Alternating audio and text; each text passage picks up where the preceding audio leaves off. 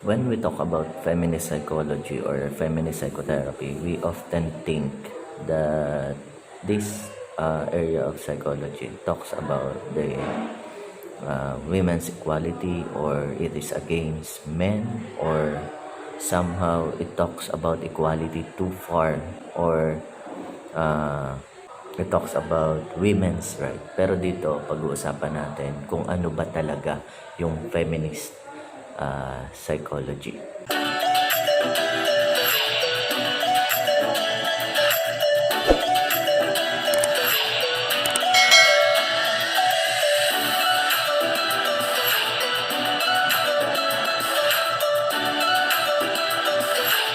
It also talks about balance in power, privileges, and how it affects our society. Similar with the other counseling approaches, feminist approach also have the counseling stages. First is the preparation. So they ensure that the place or the area where they conduct the counseling is private and comfortable. Next one is beginning. So part of it is the introduction, joining and engagement, introduction of the confidentiality, and also collaboratively setting the goals of the counseling. The third one is middle, choosing and implementing dun sa napagkasunduan nyo na goal. So also the intervention plans. The last one is ending. So evaluation of the service users progress. And syempre part of it is the initiation of closure. Also the future goals and support. There are 4 approaches to feminist therapy. The first one is the liberal feminism, which focus on helping individual to overcome the limits and constraints of their socialization patterns. The major goal is to personal empowerment of individual, dignity, self-fulfillment, and equality. The second one is the cultural feminism, which focus on oppression stems from society devaluation of women's strengths. Next is emphasize the difference between women and men. Third one is believe the solution to oppression lies in feminization of the culture. Society become more nurturing, cooperative, and relational. The third approach in the feminist therapy is the radical feminism, which focus on the oppression of women that is embedded in patriarchy. Seek to change society through activism. Therapy is viewed as political enterprise with the goal of transforming the society. The major goal is to transform gender relationship, transform societal institutions, increase women's sexual and procreative self-determination. The fourth approach is the socialist feminism, also have the goal of societal change, emphasis on multiple oppression, believe solutions to society problem must include consideration of class, race, other form of discrimination.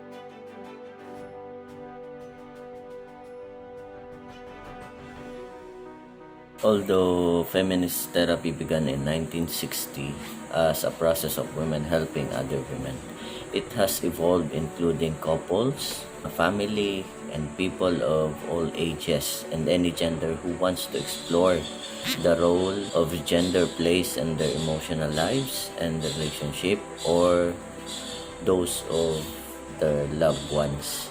Some of the problem or issues that address the feminist therapy includes bisexual, transgender, gender variance, people in poverty, immigrants, refugee, and people with disabilities can benefit from feminist therapy. Some of the disorder include sexual abuse, incest, eating disorder, and body image issues. Feminist therapy is practiced in private and in group or community settings such as women's health clinic, LGBTQ community organizations, and domestic violence center.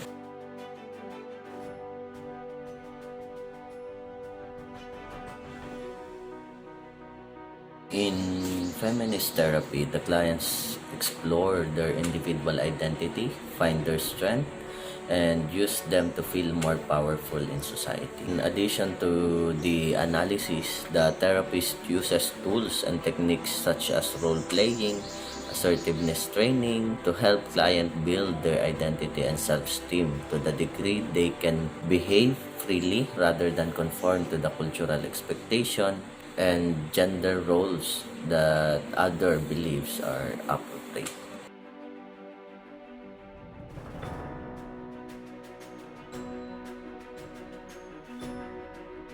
Feminist therapy is not only personal but political in nature. It focuses on the diversity, gender issues, and sexism, and is committed to both individual and social change. Feminist therapy exists to empower those who feel silenced or oppressed by majority culture in society by honoring and elevating their voices. That means identifying skills and strength that will help clients recognize and embrace their own personal power.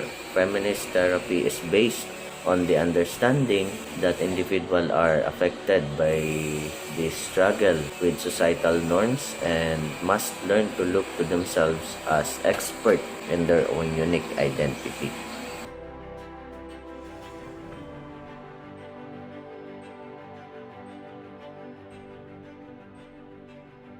With regards to the intervention techniques of the feminist therapy, these are the following. First is the gender role analysis and intervention, which emphasize on helping the client to understand the impact of gender roles, expectation in their lives, provide clients with insight into the ways of social issues affect their problems.